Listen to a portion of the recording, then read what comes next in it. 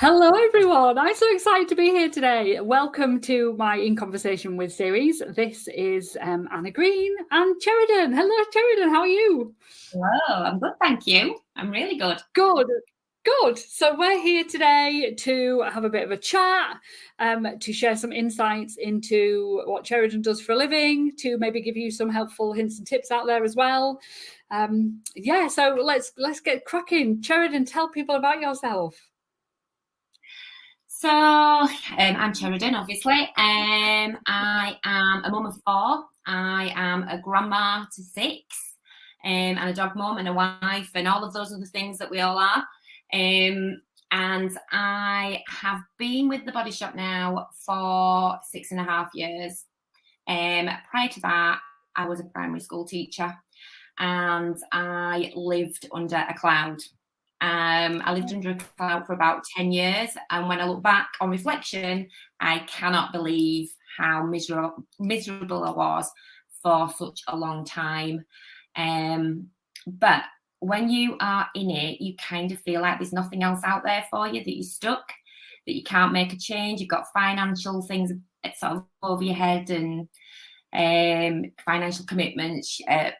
As a primary school teacher, I spent my life in a room with 3 children. I was lucky if I had a classroom support assistant, and I didn't think I got anything to offer. Didn't think I got any skills. What on earth could I do? Who would want somebody who spent their adult life locked in a room with children? It was just like, and then I was moaning to my oldest son about how miserable I was one day, sat having a cup of coffee and telling him how I felt, and he just sort of looked at me and said, Mum, when we were little, you were Mum, and then you were Mrs. Kenyon, and now you're Mrs. Kenyon, and then you are Mum, and you've got nothing left.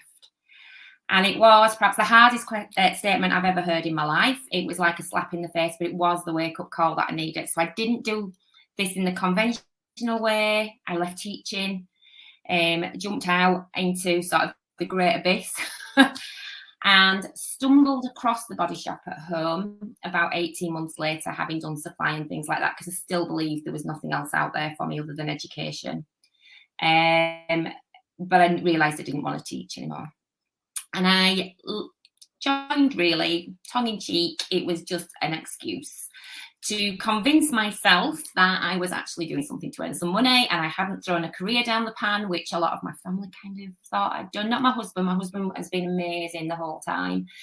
And I went into it thinking, I've used the products since I was about 19. I can remember watching Anita Roddick on the television, campaigning with placards and stuff and Save the Whale, and I loved all that sort of thing.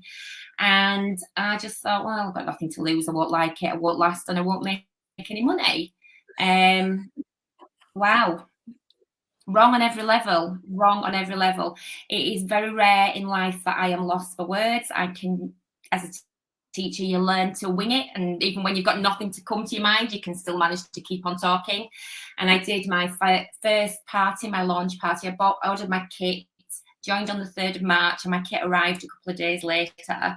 And I kind of just looked at it for a few days and then thought, actually, you can get free products if you do something within your first time. It was called SSPs then. I am going to do this. I'm going to do a party, invited people, and I can still remember my sister now, who was one of my best friends, laughing. She was absolutely howling with laughter because I was lost for words, and I felt so nervous. Put me in front of a hall of children, 600 children, and I'd been fine. But here I was with my friends and ex-colleagues and all sat in my front room, lost for words, literally. But once I'd actually got over that, something switched inside me, and I thought, oh my gosh, I love this. What on earth is going on? And it just all started flowing out of my mouth. I did have cue cards behind me, which I kind of forgot were there and ignored. And in my very first party in March, I sold £540 worth of products. Wow. And I was like, wow, that was just, how have I earned money from doing that? It was great. I had a fabulous time with people who I loved, and it was fantastic. And it kind of just grew from there. And it sounds a little bit cliche, really, but I really haven't ever looked back. Yes, working for yourself is a roller coaster. You have days where you're up here and days where you're down there. But yeah, I would. I can't imagine doing anything else. I can't imagine working for anybody else, and I can't imagine not being part of what I'm part of now. I know exactly what you mean. Yeah. It's a different life, totally from what a normal person like you were, like I was before I found direct selling. It's just so different. And I think everybody should give it a go at least once, for definite. Definitely. And I think what you said there about normal person, I think I spent a really long time I used to say in my proper job, I was a primary school teacher, but I don't do that now. And the dialogue in my head was that I wasn't doing something real, but actually, as my business grew, I was earning what I was earning when I was teaching and loving every minute of it. It did get a little bit carried away and I did become a little bit obsessed with it because I loved it so much. It kind of completely consumed me to the point where my husband said to me one day, he said, do you think you might as well just go back to teaching if this is what you're going to do? And it's like, no, because I might be working a lot of hours, but it's my choice and I love it. And, I was so excited about it all. It is totally different. So yeah. I just love and I love what the company stands for. Yeah, so your journey with Body Shop has been phenomenal, hasn't it? You've achieved so many things. Do you want to tell us a little bit about what you ended up getting from it? Yeah. Well, I've had so many things. Self-belief is not something that's my strong point, and I do always kind of think there are people out there who deserve things more than me.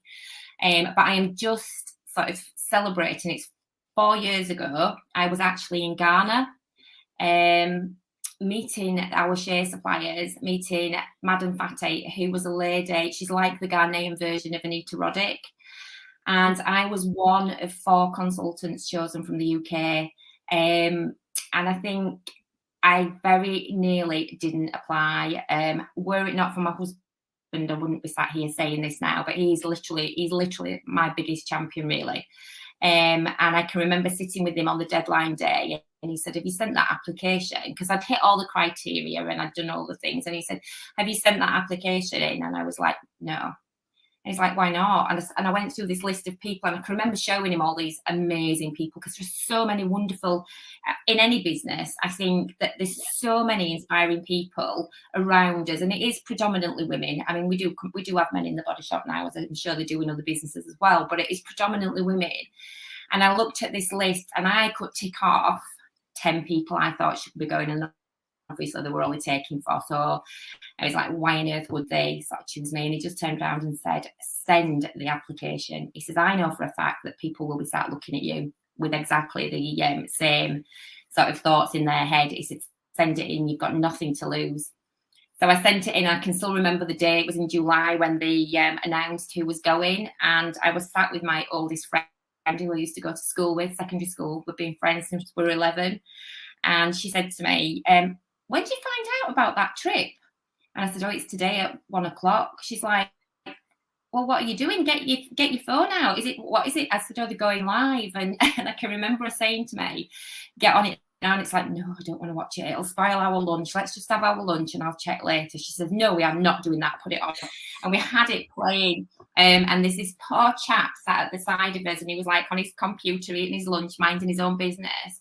And it came on and they do this thing, don't they, the head offices and things where they talk for ages and they don't get to the point and they get like, wait for so many people. And this went on for a while and then they said they were going to announce the names and my name was the first name out and we both let out this unbelievable noise. I didn't actually think I was capable of making a noise like this in public, and the poor guy at the side of me nearly had a heart attack. He nearly fell off his chair. He was so shocked. We had to explain to him, what was going on, and it felt very unreal. Even as we landed in Ghana, I can remember saying, and the other 4 girls that I were with were all saying, we're going to Ghana. We're in Ghana. How are we here? How are we here? But we did. And we got to see firsthand how, business really can be used as a force for good. seeing these women who had met Anita Roddick 26 years earlier, who were voiceless and invisible and had nothing, then become, through a trading relationship, so empowered that they were the biggest income earners over 11 villages, that the community premium that they receive on top of their fair pay had gone into their communities, and they sit on a council and decide where it's spent. And there were children wearing school uniforms. They built 7 schools, and they'd got a maternity ward, and they'd got a children's clinic, and they'd got a flushing toilet. I mean, it's not a flushing toilet like you or I would think of a flushing toilet, but it was a flushing toilet. They'd got clean water, they'd got sanitation. Their lives had changed, but it was driven by their own actions. It wasn't an age thing, so there was no dependency. And I don't think I've ever cried as much in my life ever. And to sort of see, because we knew there was a story that we'd been told by Lee Mann, who was the head of community fair trade in the Body Shop. And when Anita met them at first, and they had nothing, in the Ghanaian culture, if you leave, you have to have your best outfit, what would have been our Sunday best back in the day when we used to do things like that. And they were not allowed to leave the village unless they were dressed appropriately. But there was one dress in the village, and you had to ask for it. So if 2 women needed to go out on the same day, only one could go because there was only one dress. These women now own 5, 6 dresses that they could wear. I mean, it's life-changing stuff. Just amazing. It's and sort of seeing how they work, and they're in a safe environment, and they've got Barclays bank accounts. These women now leave the village on their own, go to their own bank account, and have their own money, and that's through a trading relationship. It's business as a force of good, which is why I'm with the Body Shop, because I just love that the more than. Yeah, it's very similar to how I see network marketing, really, because you are part of this bigger thing that allows you to use their products, their branding, their reputation to go out there and change your life. And so many people don't use that to its full advantage, because it's up to you. Those people over in Ghana could have sat there and done nothing with it, but they chose to take action. That is exactly what happens in network marketing. And you're given this massive opportunity to go out there and change your life. Totally changed my life because I took action. And I know it's changed yours. Definitely, yeah. And it's that ripple, isn't it? It's that little ripple. So you take small action, and it ripples out, and it ripples out to your customers, and it ripples out to people who want to join your business, and it ripples out to your providers. And everything you do has a big picture. And I think that's really powerful. And to be part of something like that, to be part of that community. One of the things that we all sort of noticed very quickly when we were in Ghana, we went with very Western eyes, and all around us, not even in the villages. I mean, poverty was rife, but not like it was outside in Ghana. And I've never seen poverty like it. I've never, ever seen anything like it. But very, very quickly, we realised that we were looking at it wrong through our Western eyes, because they were rich in so many ways that we'd lost, and it was the community and togetherness. And I think, like you say, as a network marketer, you become part of something bigger, and you develop that community and that connection with people, and that is such a powerful thing to be part of. It is, and so worth so much more than money. So much more. It's not all about the money, is it? But we've got to earn a living, but you might as well earn a living doing something that fills you with passion and inspires you. Absolutely. And the way I see it, and I see my whole business like this, if I want to make an impact, we want to make an impact in some way, especially if we are with a company with such an ethos as Body Shop, or many of the others out there that have this mission. I have a mission. And the more I earn, the more impact I can have. Yeah. And that's the way I see, because I know a lot of people in this industry struggle with the fact that they're making money by selling products to friends and family and whoever else. Well, actually, the more you can do that, the more you can sell your products, the more you can get them into people's hands, the bigger impact you can make on so many more lives. whether that is through your team that you're building, whether that is through the people you're helping, whether that is through donating to charity or providing for your family. That's big. Yeah, massive.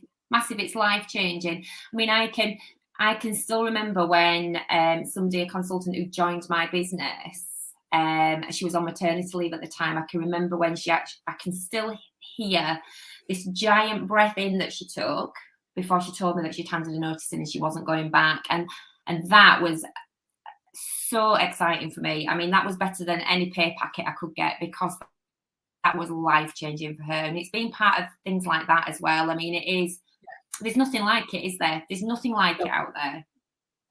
No, and I think it's a very misunderstood industry. I think you work hard, you get paid well, and like you say, you literally are changing lives, and it's in your hands.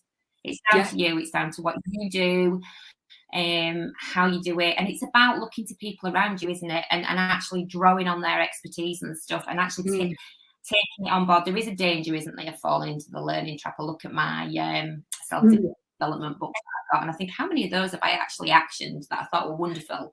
So there is the danger of like just soaking it all up and not actioning it, but it's taking those little daily actions that move your business forward. And we've just had our conference, and somebody, a really inspirational leader, was on stage, and she just sort of said, an hour a day. Have you got an hour a day? That's all you need. And it's like, what? It just puts it into context as to what you can do in such a short time. Yeah. Well, talking of conference, tell us all about it. You just had an amazing weekend. We have just had an amazing weekend. Yeah. I mean, I think if there was a way to actually capture what you get from a conference and put it in a bottle and have a swig of it every morning when you got out of bed, how amazing would your life be? It's just incredible, the feeling that you get from them and the inspiration that you see. And one of the things, I mean, I love listening to other people's stories. I love seeing how other people have done and how they've succeeded. And, and I think one of the things is when you're looking and you're watching from the outside and these people, or you've just had a coffee, you've been in the queue chatting to them, getting a cup of coffee, and they are just normal people, and yet they've done incredible things with the business and the life. I think it is just so empowering, because you just look and you think, well, if they can do it, I can do it. It is achievable. It's not, it is something for everything. And I think you get so many snippets. There's so many people, and it happens with any training, really. I mean, I go to absolutely any training I can, and if I don't, I am one of these people who catches up on lives and rewatches things, and just because, so everybody around the table has got something to offer. Everybody. I think it doesn't matter where you are in the business. Everybody's got something to bring to the table. And I think if you are open to listening to other people's ideas and listening to what's being said and really, really taking on board and watching and being motivated and inspired, I think you can actually get so much that you can then adapt to your own personality. I think you have to do that. I don't believe that you can take somebody's idea and just like put it out there as yours, because you're not them, and it is this thing about your own personality. But there's so many inspiring people in this industry who have got just so much to offer and so much experience and advice. I mean, you're one of them. You really are one of them. It's just listening to, sometimes as well, you've just got to hear it again. It might not be anything new, but sometimes hearing it from a different voice, or just hearing it again. I mean, I'm really excited that this Christmas is all about community fair trade. I think that just needs to be out there. I can stand on my soapbox and talk about that till the cows come home. I don't like knocking on people's door. I would never do anything like that. I don't even see myself as a salesperson, really, although I obviously am. But that is where mine comes from. So I'm super excited about that. But the inspiration and the motivation that you get from in-person training, Zoom training, whatever, but a conference, if you can go to a conference or whatever your company calls them, I would always advise going. I've never missed one, and I don't ever plan to miss one, because I think you can't You just can't buy what you get from it. No, you can't. And yeah, a lot of the time you pay to go, and it's quite expensive because then you have your hotel as well, and your ticket and your food, but what you will learn and then implement will well and truly cover that cost. Absolutely. Oh, yeah. The experience of it, they're phenomenal. They really are. I'm like you, I would never miss a conference. I went to every single one. I do miss them, though. I have to say, I do miss them. I need inviting to one. If anybody's listening and wants to invite me to come and speak at their conference, hello, I want to go to conferences again. Yeah, they are brilliant.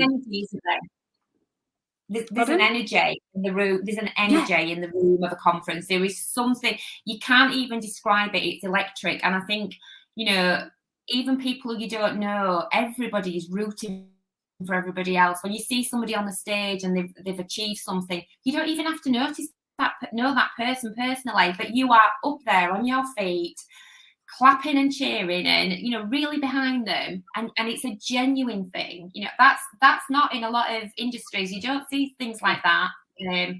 I do think there is something so powerful in that sort of community that you get and being part of something bigger, and it's massive. It's massive. I love it. Yeah, I remember the first ever conference I went to back in, oh crikey, do I dare say 2008? I think it was 2008.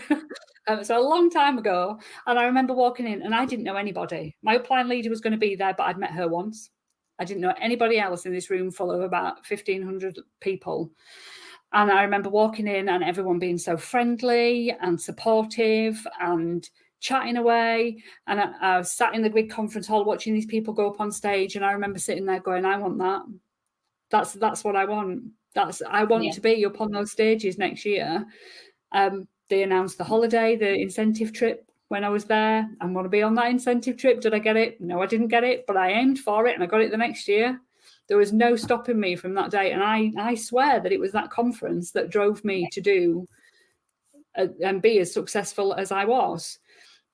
And people that are missing out on them, don't miss out. If you can go, if you can watch one online, if you can be part of it in some way, shape or form, do it. Honestly, do it. Definitely. There is, like I say, if you could literally put it in a bottle, what you get, and have a sip every day, you'd just be like on it all the time. It's just like that fire it gives you, motivates you, but beyond anything, I think. Yeah, definitely. So before we disappear off, have you got anything you would like to share with the audience? Any top tips? Any pearls of wisdom? I would say be yourself.